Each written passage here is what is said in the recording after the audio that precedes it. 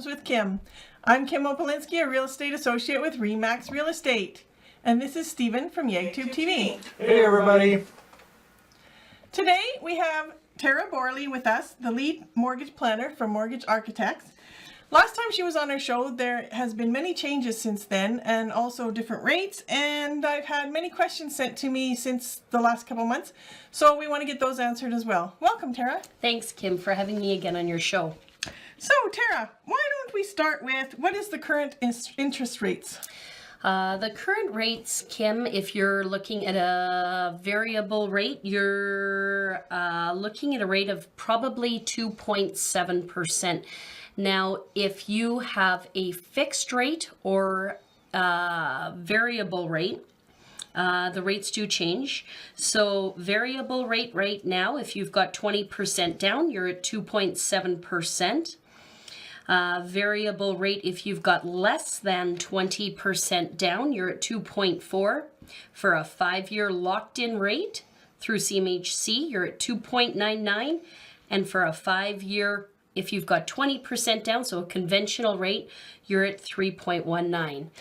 And what is the prime rate right now? Prime rate is set by the Bank of Canada, and it's at 3.2%. Awesome.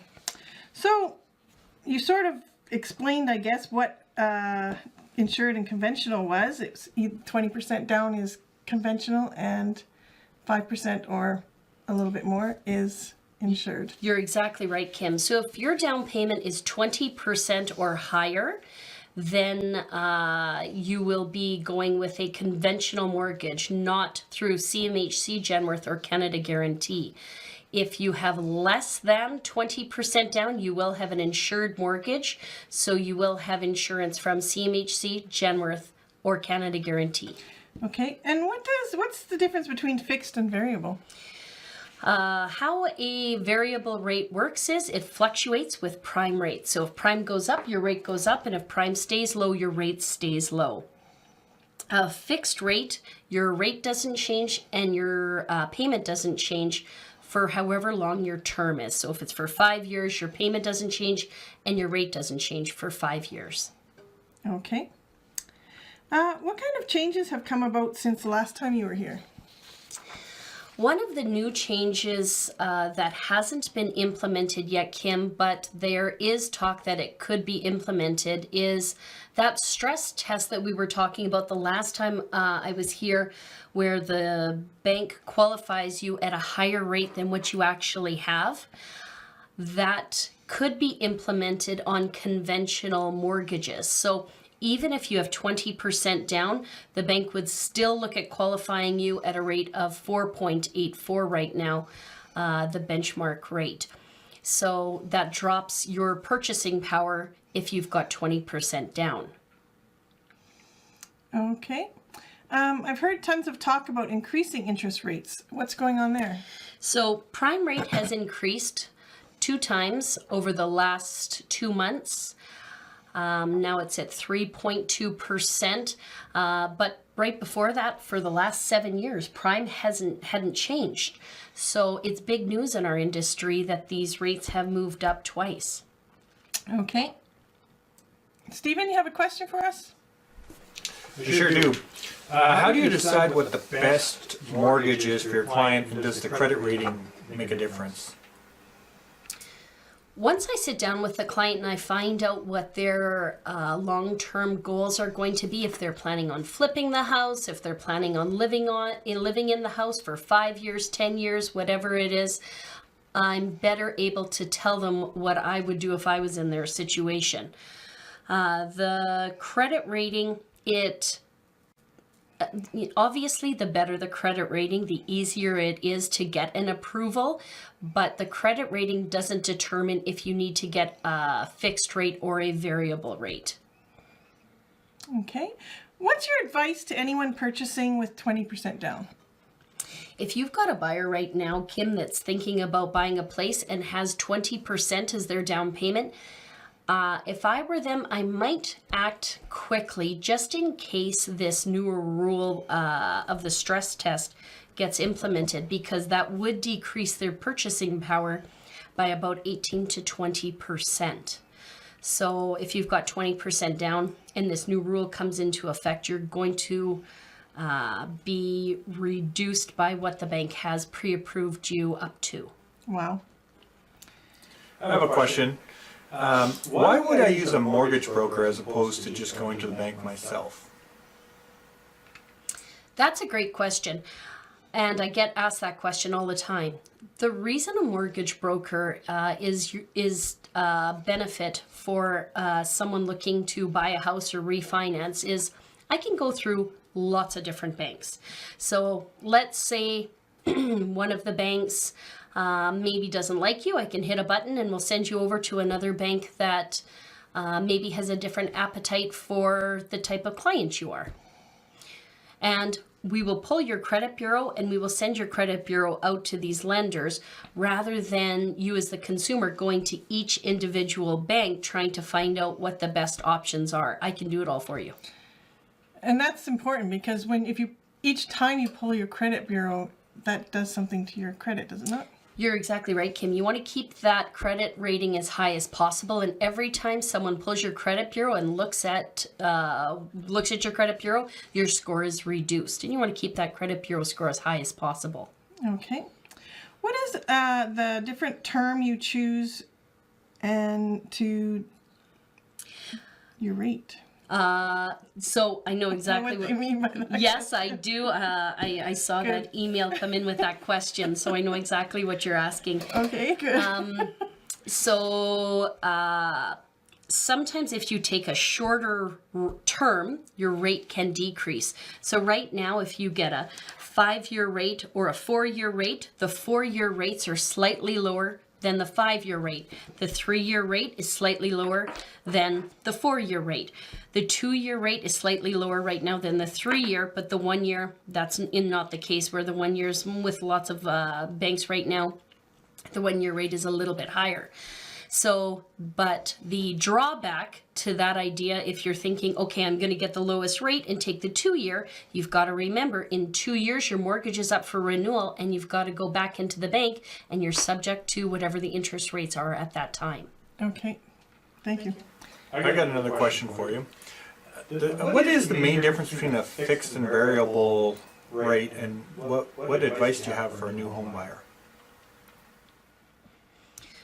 Research your options is what I would tell a new home buyer, because just because maybe your mom and dad are telling you to take a fixed rate, that might not be for your best, the best choice for you.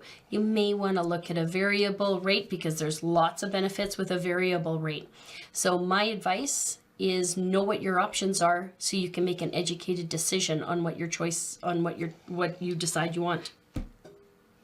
Okay.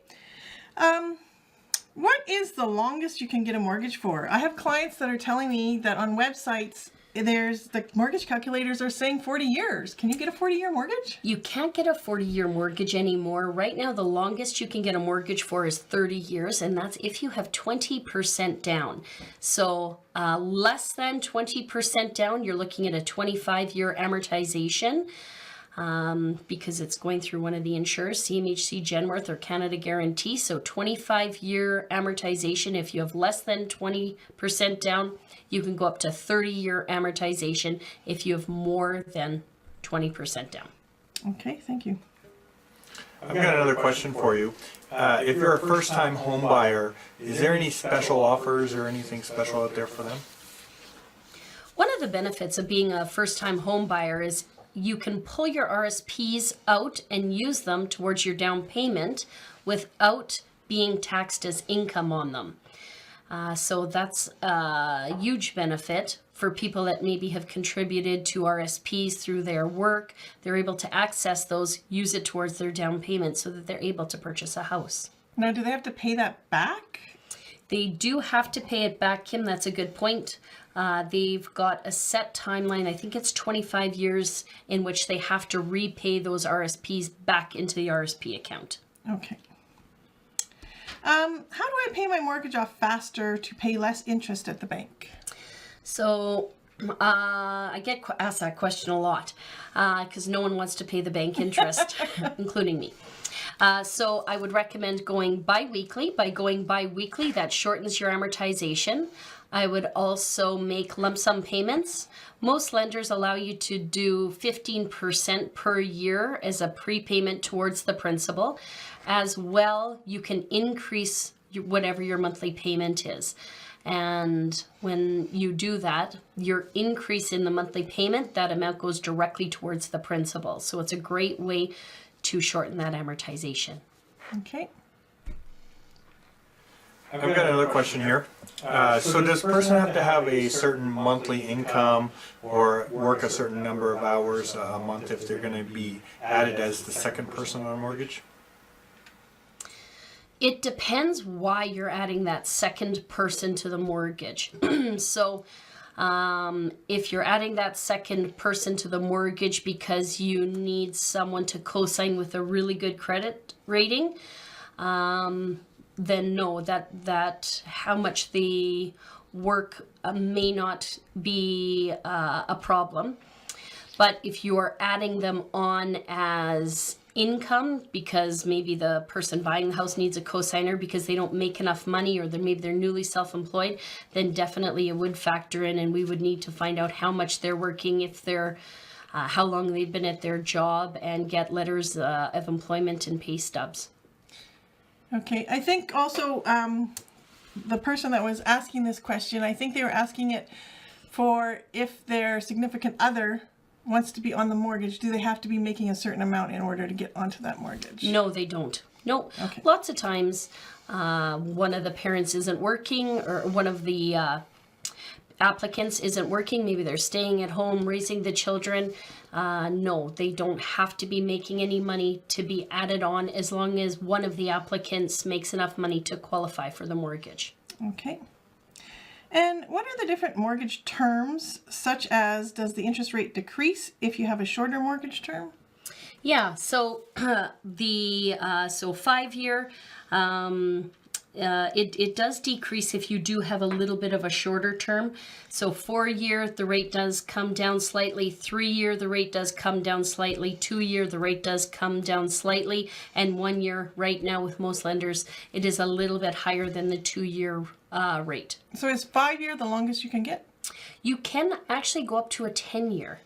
Okay, but your interest rate will be more at the time. Yes, you betcha. So you're looking at a locked in rate for 10 years and your interest rate is higher.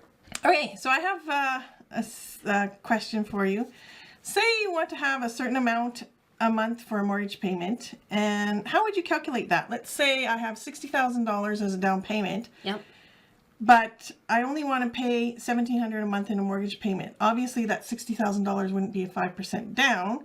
So what do you do to calculate the amount I would be looking for in the price for a house? Like, what I would do is just take your income, figure out how much income we could use for you, and figure out, okay, so if they've got $60,000 down, this is what their mortgage amount is going to be, and just play around with the numbers until I get very close to what they want for their budget. That's a really good way to approach buying a house, because it's good. It's better when a client is able to say, Tara, you know what? I want to spend $1,700 a month, and that includes my mortgage, my property taxes, and my condo fees.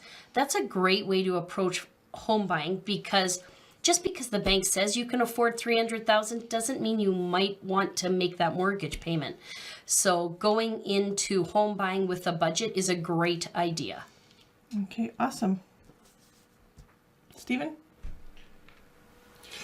So my question that I got is, if I put a lump sum down on my mortgage, how does that affect the principal and whatnot? How much goes against the principal? So if you make a lump sum payment on your mortgage, it goes directly towards the principal. So it's really nice, because if you pay $100 on your mortgage towards as a lump sum payment, it goes directly right off your principal. None of that amount gets paid to the bank in interest. That's awesome. That's why if you have an extra $20 lying around at the end of the month, just put it in an envelope, and then at the end of the month go into the bank and say, here's $200, and put it on your mortgage, and it goes directly towards the principal. It's a great way to pay your mortgage down faster. Okay, so that's all the questions that we were sent in the last couple months. Is there anything else that you think everybody should know? No, no, I don't. But Kim, I wanted to say thank you again so much. And thank you, Stephen, for having me back. It's always a ton of fun. And if you need anything, don't hesitate to give me a phone call. Okay, well, thank you very much for coming back. And if there's any questions that you think of from now until whenever, just email them to us and we will make sure they get answered. Stephen, can you remind everyone how they can get a hold of Tara or myself? I sure can. Here's Tara's contact information. And your contact information is right here. If you'd like to contact Kim Oplinski, you can always call her, send her a text message, an email, or you can follow her on Facebook. Thank you, Stephen. Well, that's all for now. I bid you adieu. Until next time. Bye. Bye. Thanks for watching, and if you haven't already done so, don't forget to like us on Facebook and to subscribe to us on YouTube.